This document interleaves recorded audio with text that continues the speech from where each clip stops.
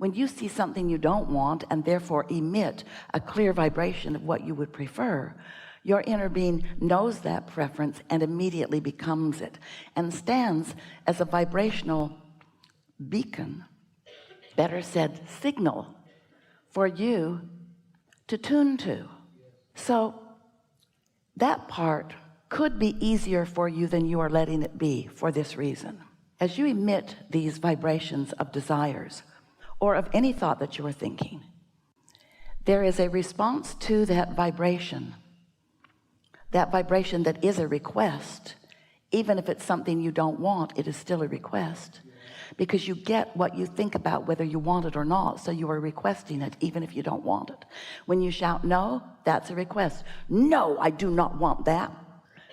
We know you don't, but the law of attraction is responding to your vibration, not to the direction of your words. So as the law of attraction is responding to your vibrational output,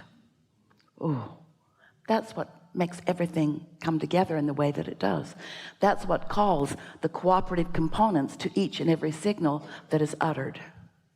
Uttered is not quite the right word, because uttered implies spoken, and your vibrations are not spoken. They are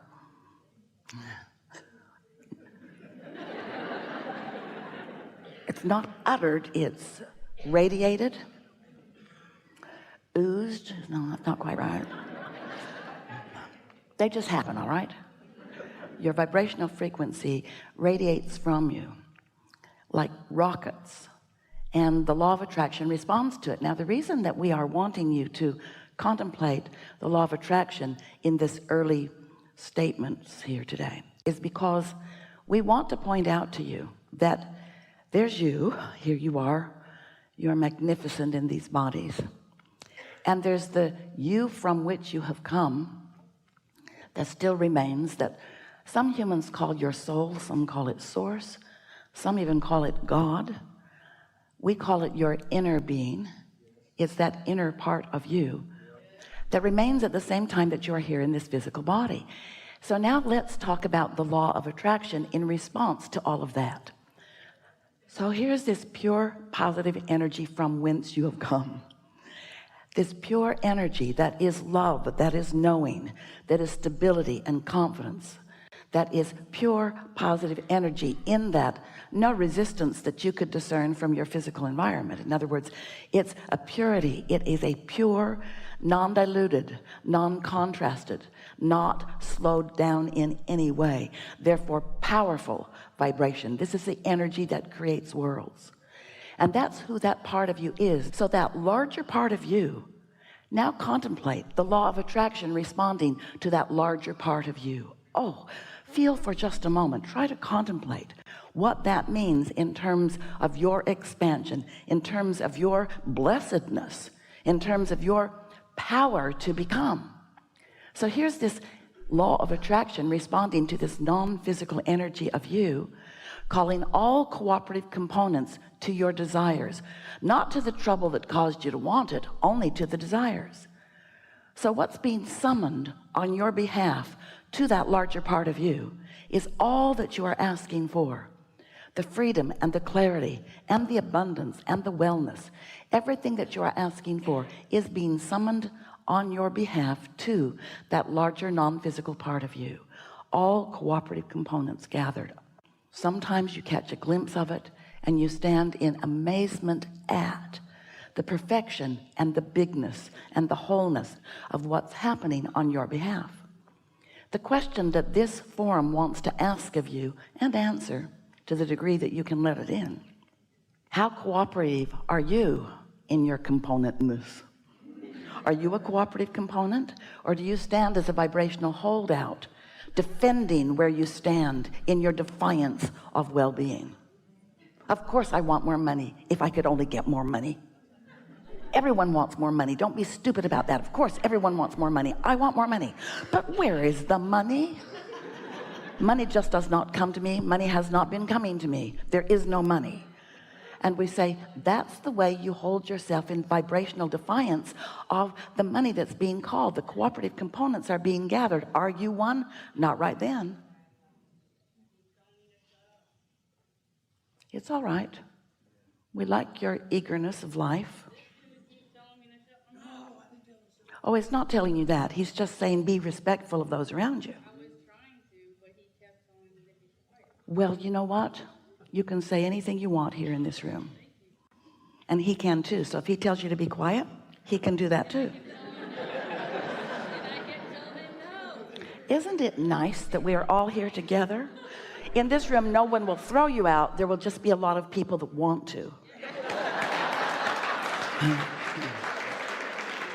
But they will be in resistance of their own well-being. And you will be the teacher that helps them to know that you get to do what you want to do, and they get to feel about you the way they want to feel about you. But can you imagine the chaos if everyone did that? We're glad it's only you here today. And now we would like to tell you to shut up.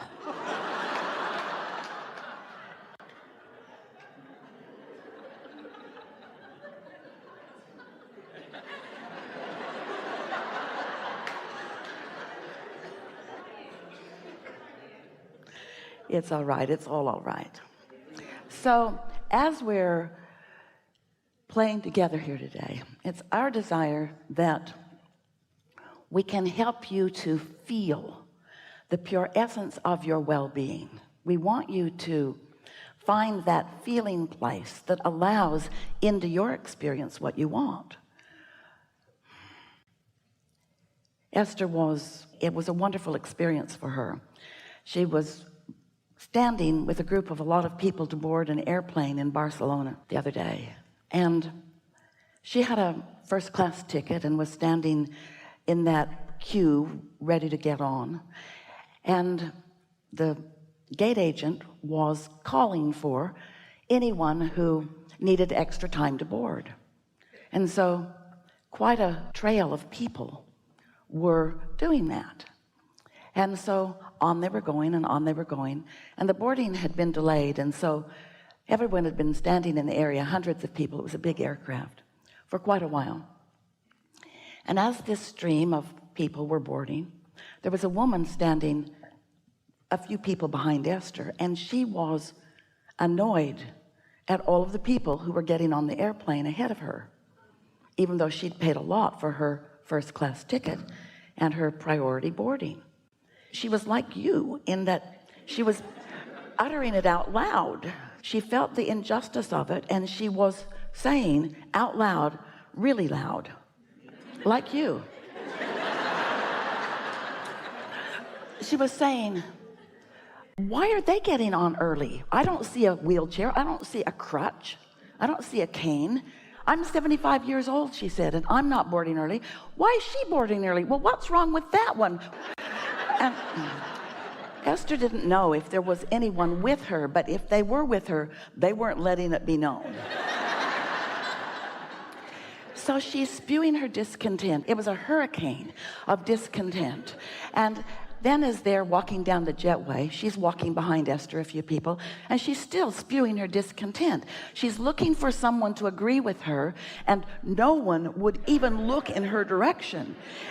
Esther, who often will support anyone in anything, kept moving further and further away from her because she did not want to be associated with her. And when they got on the aircraft, she was still telling anyone who would listen, which was no one.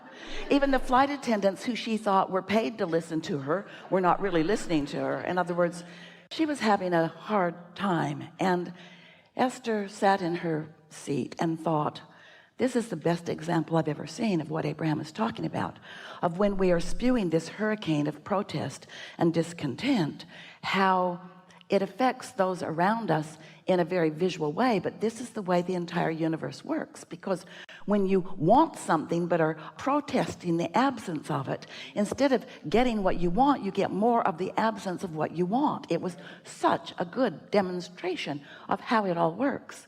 And then Esther thought to herself, I've thought some of those same thoughts. Sometimes I wonder, why are you getting on early? I'm just not as honest as she is.